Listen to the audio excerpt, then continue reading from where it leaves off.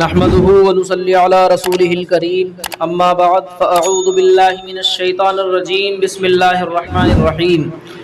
يا ايها الذين امنوا ادخلوا في السلم كافة ولا تتبعوا خطوات الشيطان انه لكم عدو مبين۔ محترم سامعین، سب سے پہلے میں آپ حضرات کے اس جذبے پر مبارکباد پیش کرنا چاہتا ہوں کہ آپ نے اپنے اوقات میں سے کچھ وقت دین کی بات سننے کے لیے نکالا۔ اللہ تعالیٰ آپ کے اس جذبے کو بے حد قبول فرمائے اور اس کے کہنے والے اور سننے والے سب کو عمل کرنے کی توفیق عطا فرمائے۔ اس وقت میں نے آپ حضرات کے سامنے جو قرآن کریم کی ایک آیت تلاوت کی ہے، اس آیت کی تھوڑی سی تشریح آپ حضرات کی خدمت میں عرض کرنا چاہتا ہوں۔ اللہ تعالیٰ نے اس آیت میں مومنوں سے خطاب کرتے ہوئے فرمایا، اے ایمان والوں، اسلام میں پورے کے پورے داخل ہو جاؤ اور شیطان کے نقش قدم کی پیروی مت کرو اور اس کے پیچھے مت چلو۔ یہاں سب سے پہلی بات جو سمجھنے کی ہے وہ یہ ہے کہ اللہ تعالیٰ نے اس آیت میں ان الفاظ سے خطاب کیا ہے کہ ایمان والوں، یعنی ان لوگوں سے خطاب ہو رہا ہے جو ایمان لا چکے ہیں، جو کلمہ طیبہ اور کلمہ شہادت پر اپنے اعتقاد کا اظہار کر چکے ہیں، جو اشہد اللہ الہ الا اللہ اشہد ان محمد عبدہ و رسولہ کہہ چکے ہیں۔ ان سے خطاب کر کے کہا جا رہا ہے کہ ایمان والوں، اسلام میں داخل ہو جاؤ۔ سوچنے کی بات یہ ہے کہ جب ایمان لا چکے تو ایمان لانے کے بعد اسلام میں داخل ہونے کے کیا معنی؟ عام طور پر یہ سمجھا جاتا ہے کہ جب ایک شخص ایمان لے آیا، ایک انسان ایمان لے آیا اور وہ اسلام میں بھی داخل ہو گیا، ایمان اور اسلام ایک ہی چیز سمجھی جاتی ہے، لیکن اللہ تعالیٰ فرما رہے ہیں کہ ایمان والو، اے ایمان والو، اسلام میں داخل ہو جاؤ،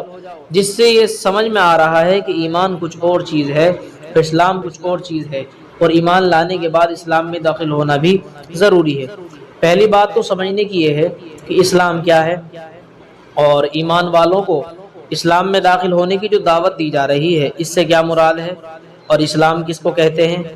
اسلام عربی زبان کا لفظ ہے۔ اسلام کے معنی ہے اپنے آپ کو کسی کے آگے جھکا دینا، یعنی کسی بڑی طاقت کے سامنے اپنا سر جھکا دینا اور اپنے آپ کو اس کا تابع بنا لینا، جیسا وہ کہے اس کے مطابق انسان زندگی گزارے، یہ ہے اسلام کے معنی، جس کا مطلب یہ ہوا کہ صرف زبان سے کلمہ طیبہ پڑھ لینا اور اللہ تعالیٰ کی وحدانیت پر، رسول اللہ صلی اللہ علیہ وسلم کی رسالت پر اور یوم آخرت پر ایمان لے آنا، یہ باتیں اسلام میں داخل ہونے کے لیے کافی نہیں، بلکہ اسلام میں داخل ہونے کے لیے یہ ضروری ہے کہ انسان اپنے پورے وجود کو اللہ تعالیٰ کے حکم اور رسول اللہ صلی اللہ علیہ وسلم کی تعلیم کے آگے جھکا دے۔ جب تک یہ نہیں ہوگا اس وقت تک انسان صحیح معنی میں اسلام کے اندر داخل نہیں ہوگا۔ یہی لفظ اسلام اللہ تعالیٰ نے قرآن کریم کی سورہ صافات میں حضرت ابراہیم علیہ السلام کے واقعے میں بھی استعمال فرمایا۔ وہ واقعہ یہ ہے کہ حضرت ابراہیم علیہ السلام کو اللہ تعالیٰ کی طرف سے حکم ہوا تھا کہ وہ اپنے بیٹے حضرت اسماعیل علیہ السلام کو ذبح کر دیں، جس کی یادگار ہم اور آپ ہر سال عید الاضحیٰ کے موقع پر مناتے ہیں۔ بیٹا بھی وہ جو مرادوں سے طلب کیا ہوا، جس کے لیے آپ نے دعائیں کی تھی کہ یا اللہ مجھے بیٹا عنایت فرما دیجئے۔ جب وہ بیٹا ذرا چلنے پھرنے اور آنے جانے کے لائق ہوا اور باپ کا ہاتھ بٹانے کے لائق ہوا تو اس وقت یہ حکم آیا کہ اس کے گلے پر چھری پھیر کر اس کو ذبح کر دیا جائے۔ اب اگر اس حکم کو عقل کی ترازو میں تول کر دیکھا جائے اور اس کی حکمت اور مصلحت پر غور کیا جائے تو کوئی عقلی حکمت، کوئی مصلحت، کوئی عقلی مصلحت، کوئی عقلی دلیل اور کوئی جواز اس بات کا نظر نہیں آئے گا کہ کوئی باپ اپنے بیٹے کے گلے پر چھری پھیر دے۔ نہ تو کوئی باپ ایسا کر سکتا ہے اور نہ ہی دنیا کا کوئی انسان اس عمل کو عقل اور انصاف کے مطابق قرار دے سکتا ہے۔ لیکن جب اللہ تعالیٰ کا حکم آ گیا اپنے بیٹے کو قربان کر دو، تو حضرت ابراہیم علیہ السلام نے اپنے بیٹے حضرت اسماعیل علیہ السلام سے فرمایا، انی ارا فی المنام انی اذبحک فانظر ماذا تری، بیٹا میں نے خواب میں دیکھا ہے کہ میں تمہیں ذبح کر رہا ہوں، بتاؤ تمہاری کیا رائے ہے، مجھے کیا کرنا چاہیے۔ یہ سوال اس لیے نہیں کیا کہ ان کے دل میں اس حکم پر عمل کرنے میں تردد تھا یا شک تھا، بلکہ اس لیے سوال کیا کہ بیٹے کا بھی امتحان لیا جائے کہ دیکھیں بیٹا اس کے بارے میں کیا جواب دے دیتا ہے۔ وہ بیٹا بھی خلیل اللہ کا بیٹا تھا اور جس کی سلب سے نبی کریم سرور دو عالم صلی اللہ علیہ وسلم دنیا میں تشریف لانے والے تھے۔ اس بیٹے نے بھی پلٹ کر یہ نہیں کہا کہ ابا جان میں نے کون سا جرم کیا ہے، کیا کون سی خطا کی اور کون سی خطا مجھ سے سرزد ہوئی ہے، کیا غلطی میں نے کی ہے جس کی وجہ سے مجھے زندگی سے محروم کیا جا رہا ہے اور مجھے قتل کیا جا رہا ہے، بلکہ جواب میں بیٹے نے یہ کہا کہ یا ابت افعل ما تؤمر ستجدنی انشاءاللہ من الصابرین،